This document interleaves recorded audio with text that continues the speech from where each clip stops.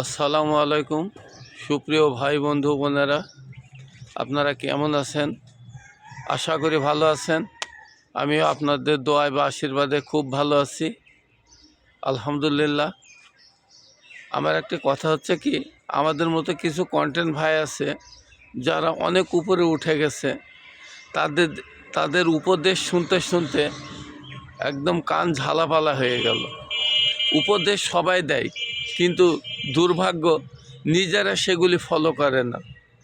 সে একটা আঞ্চলিক কথায় বলে না, নিজের মাথায় চুল নেই, অন্যকে চুল বাড়ানোর চিকিৎসা দেয়। তো আমাদের অবস্থা হয়ে গেছে সেই রকম।